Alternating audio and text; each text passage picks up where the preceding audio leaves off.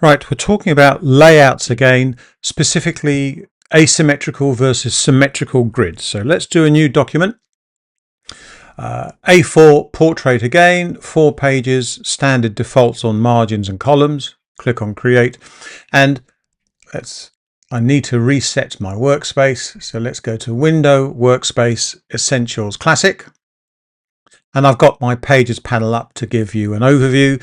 And I'm going to go to the left and right pages, the verso left and recto right. This is a simple facing page setup.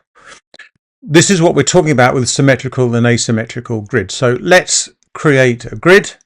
So layout and create guides.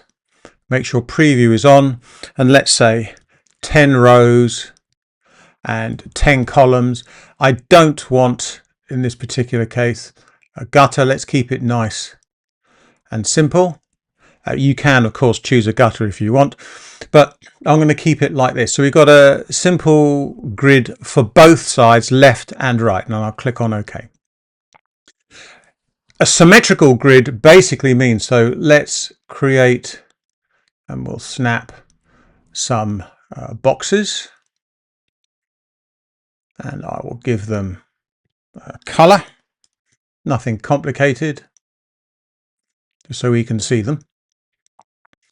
A symmetrical grid is where we use the position on both the left and the right such that they are symmetrical. So if we were to, and they're not symmetrical yet, so we've got 1, 2, 3, 4 on the fifth, so 1, 2, 3, 4, something like, not quite like that, so I need it the other way around, so third from the left, there we go. That I should be fine, and that should be fine. So if we were to print this and fold it on a physical piece of paper, so 1A3 and fold it, this would hit that, that would hit that, and that would hit that. This is a symmetrical layout. It's a mirror image, basically. An asymmetrical layout, so let's add, there we go. We'll do like this. In fact, actually, because I don't want to do the grid again, I'll right mouse click and duplicate spread. Here we go. An asymmetrical grid is where the grid is the same, but the content has been moved from one to the other. So in this particular case, for example, I may move this and I may change this. The grid is the same, but the content is different. And if I click off and press the W key, you can see what we have. W again, and if I go back to the previous spread and W, you can see what we've got. So this is symmetrical, where the facing pages match if you fold them over to each other, and this is an asymmetrical structure. And you can see this very nicely, and I very much recommend this book, Grids for Graphic Designers. This is a set of books by Ambrose Harris. They're all very good, and this is specifically, so here's symmetrical grid, you can see. So the same layout, but when you fold it, they match. And then we have an example here. And then we have, again, another example, even though we've got extra bits around, which is fine.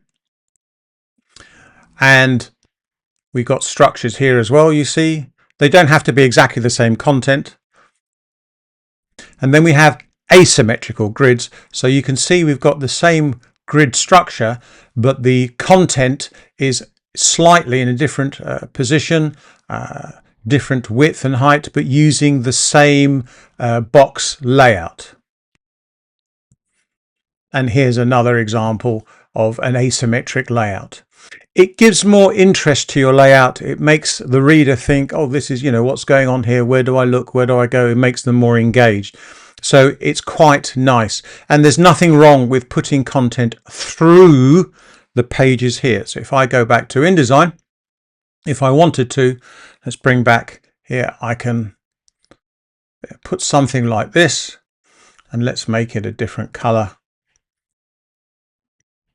And I can use this to lead the eye from left to right or right to left which is quite nice. So the reader is going through this and they see this and they could read, they can go all the way over and then go down to this and this.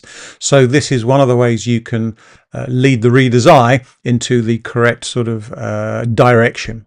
But that's the difference between symmetrical and asymmetrical grids and layouts.